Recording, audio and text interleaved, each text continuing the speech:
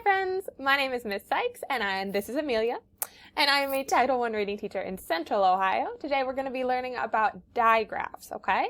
So we're going to talk about 6 digraphs altogether. This will be part 1 of our video today. We're going to talk about 3 of the most common digraphs we see in reading, and then our part 2 of our video will talk about the other 3 most common digraphs we see in reading. Alright? So let's dig into it. For today's lesson, you're going to need your ears so you can listen and follow along. And you're going to need a computer or an iPad, some kind of technology, to complete the seesaw activity at the end. So let's talk about digraphs, friends. What are digraphs? What does this word mean? Well, if we look at the word, we see that it's kind of split into 2 syllables here, right? So we have the D-I, die, and then graphs. Now, for those of you that don't know, die means 2, all right? So we know that this means 2, and graphs means letters, something that you write. So a digraph, very simply put, is 2 letters that are working together to say one sound. So normally when we see a letter, we know that the letter D says D, the letter G says G, the letter S says S. Each letter has its own unique sound, and that's true most of the time when we look at it in a sentence or a word. But sometimes we see letters that work together, they team up, and they start to make a new sound. We have an example in the word digraphs itself. So the PH here is not saying p-h, p-h. It's not saying their unique sounds. They're working together to make a new sound. The same sound as the letter F.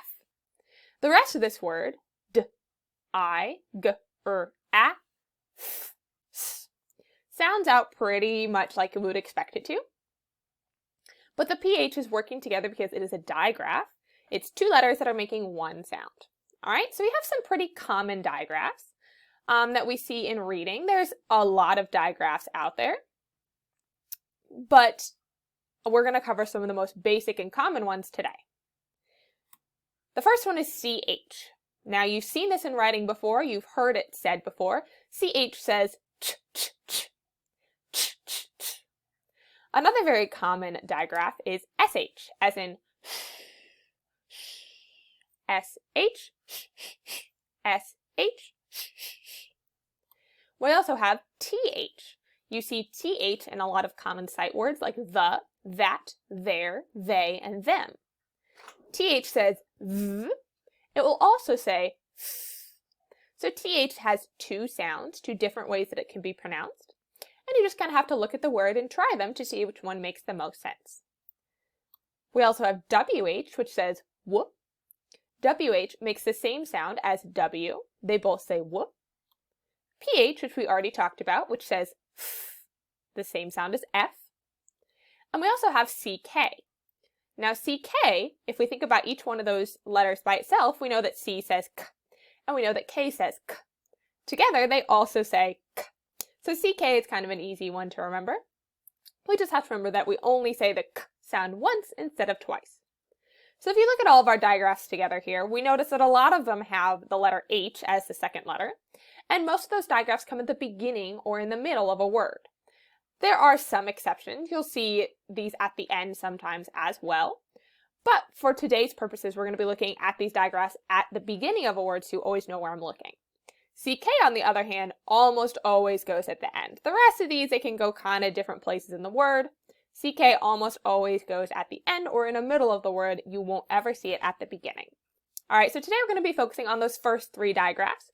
Remember, this is part 1 of our video. Part 2 will cover the other 3. So we're going to be talking about CH, SH, and TH. So first, let's talk about CH. CH says ch, ch, as in chimp, cheese, and checkers. Ch, ch, ch. And remember, like I said before, that CH is going to be at the beginning of all of our words today. Hi, Amelia. You come to help us learn. That CH is going to be at the beginning of all of our, that digraph is going to be at the beginning of all of our words today. It can also be in the middle or at the end, but today it's going to be at the beginning. Now, I want to draw your attention to the word checkers. So just a sort of a fun little thing, if you notice, there's a CK in the middle of the word checkers. That is also a digraph. Remember that CK comes to the middle or an end, so a word can have more than one digraph. But we're focusing on CH, ch, ch, ch, as in chimp, cheese, and checkers. All right, friends, so what we are going to do is we are going to look at some words together, and we are going to try to sound them out based on the letters that we see and hear in these words, okay? So I'll show you the digraph first, then the letters that make up the rest of the word, then the word with a picture cue so we can see it all together and see if we know what it says, okay? Let's get started. Ch, I, p, ch, I, p. Chip. Good job, as in I'm going to eat this chip. Chip. The digraph there is CH. Let's do another one. Ch, a, t, ch, a, t. Chat. Excellent. So she and I are going to have a little chat. We're going to talk to each other. Excellent. And if you notice, friends, I am using words that only have 3 sounds in them. So they're similar to a CVC word in that they only have 3 sounds. However, these words have 4 letters, don't they? They don't just have 3 letters, they have 4 letters. And remember, that's because our first 2 letters are working together to make one sound.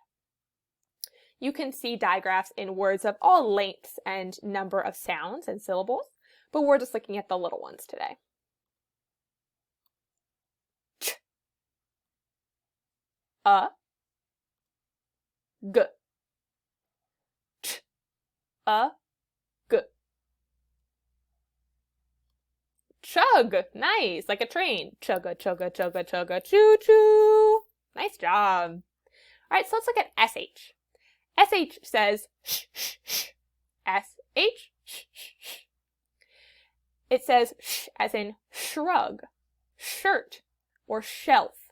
All right? Shrug, shirt, and shelf. We hear that sh, sh, sh at the beginning. So we're going to do the same exercise. I'll give you the sounds. I'll show the letters first so you can try to come up with the sounds by yourself. And then we'll put them together to make a word.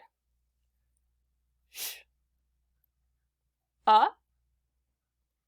t, sh, t. Shut. Good. As in I'm going to shut the door. Excellent. Sh,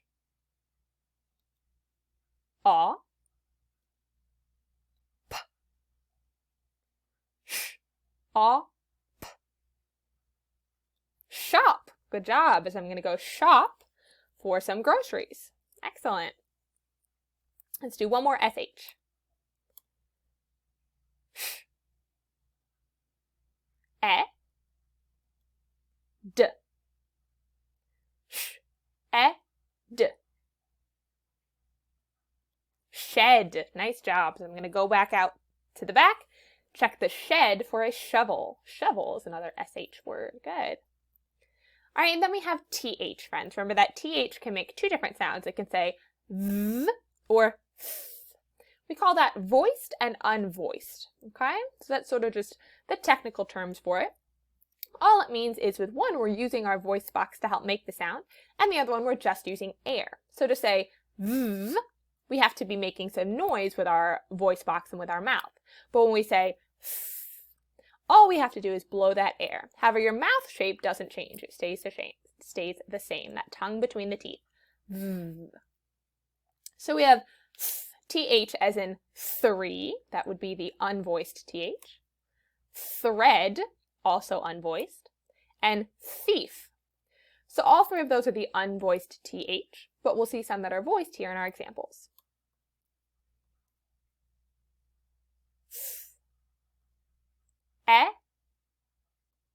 V,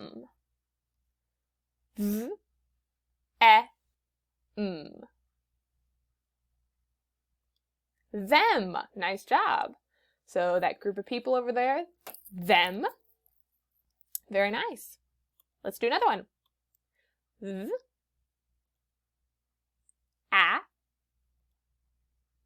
t.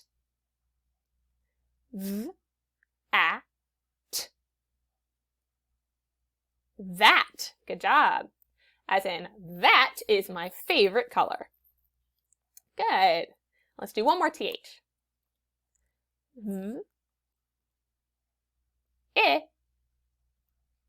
N, F, I, N. Thin. Good job, as in that woman is very thin, or this paper is very thin. Excellent job today, friends. So let's rate our understanding quickly, and then I will explain your seesaw activity for the day. So think about it in stars. If you feel like you were over here at 5 stars, you rocked it, you did amazing, you knew your digraphs, you know what sounds they make, and you can use them in words, you're doing awesome. Head on over to our seesaw activity and get that started right away. If you're somewhere in the 3 to 4 star range, and you're feeling like, I got most of this, I know what sounds my digraphs make, but sometimes I have a little bit of trouble sounding them out in words, that's totally cool. Head on over and try that seesaw activity anyways. I want you to see what we can do with what you've already learned. If you're over here in the 1 to 2 star range and you're feeling like, I still don't know what sounds my digraphs make, or maybe I don't really understand what a digraph is at all, then I would really recommend going back and watching this video again before trying that seesaw activity on your own. You could also search the internet for other videos and other teachers talking about what a digraph is to help you understand a little bit more, or ask a grown-up or an older sibling at home to help as well. All right, friends, so your seesaw activity for today is pretty simple. You have 3 sentences, and each one is missing a word. The word that it is missing is using one of our digraphs. I will read the words that you're missing and the sentences, and it's your job to click and drag the word to the correct sentence. Okay? The men blank the door. Blank is not very nice.